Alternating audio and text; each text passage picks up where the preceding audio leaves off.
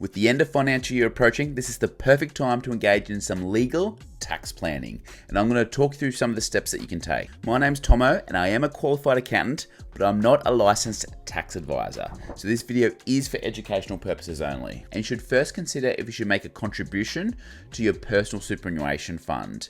And you would do this if you have some excess cash lying around. The benefit of this is swapping a higher personal income tax rate for a lower concessionally taxed superannuation tax rate, which is 15%. You get this higher income tax back and swap it for a lower income tax in your superannuation fund. Now you do miss the cash. You'll go out of your hands and into your superannuation fund. So make sure you don't need this cash initially. And there are special rules around this. There are caps to doing this that you don't want to breach because you'll receive penalties. So seek the help of your accountant or tax advisor on these ones. And to claim a tax deduction, you generally have to notify your superannuation fund that you're gonna claim a tax deduction for that contribution. And the funds generally have to be cleared this financial year. So don't leave this one until the last minute. And there's some really good superannuation benefits for low income earners. I'll leave a link that provides a bit more detail around these two items in the description. And you'll see a theme in the rest of the items that I'm going to talk you through. They're mainly focused around bringing forward tax deductions. The reason for that is if you have a planned item of business expenditure, work-related expenditure that's going to occur next year, financial year 26, and you're going to get a benefit for that expenditure, you won't receive that benefit until the year after that, being financial year 27. So if that expenditure is unavoidable and you have a little bit of excess cash now in this financial year, then bringing forward those tax deductions into this financial year means you receive that tax benefit sooner. Receiving a tax refund or a tax benefit sooner is always better than receiving a tax refund later. So the rest of these are focused around bringing forward tax deductions. Next, let's talk about working from home.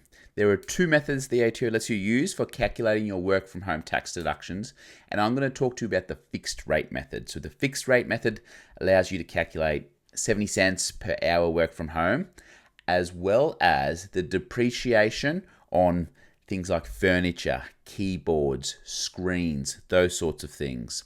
So it's those sorts of items. If you're planning on replacing those, perhaps think about bringing forward that expenditure into this financial year to get the tax benefit from it. And if it's under $300, you can claim an immediate tax deduction for it if it's primarily related for work purposes. If it's over that amount, you may have to depreciate that tax deduction over a number of years. And if you have a work-related motor vehicle, one that you've kept a logbook for, you can generally claim a percentage of the running costs of that vehicle. So as an example, if your insurance policy is up for renewal and you have the option to pay 12 months in advance or monthly, well, there's two things there. Sometimes you get a discount for paying 12 months up front, and then there's the added benefit of getting the tax deduction for that payment. And with your logbook, if it's now out of date, meaning it's older than 5 years, you just need to start your new logbook prior to 30 June.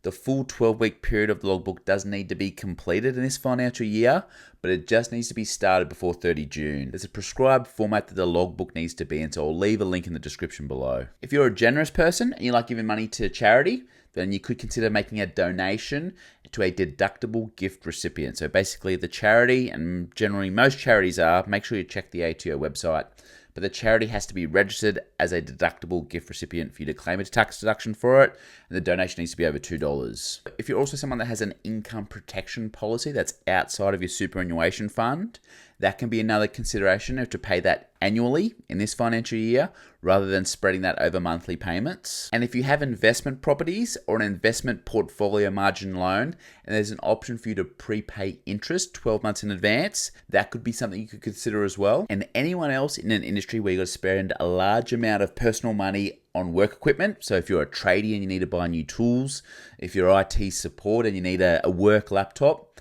any of those items that you think you might need to replace next year, if you've got the cash, have a think about replacing them this year. You'll get the tax benefit of that sooner. Really hope you enjoyed the video. If you did, give it a big like. And if you want to see more content from me, head over to my YouTube channel where I do a whole bunch of tax videos and other videos on how you can save interest on your mortgage and also teaching you how to invest. Thanks for tuning in. See you in the next video.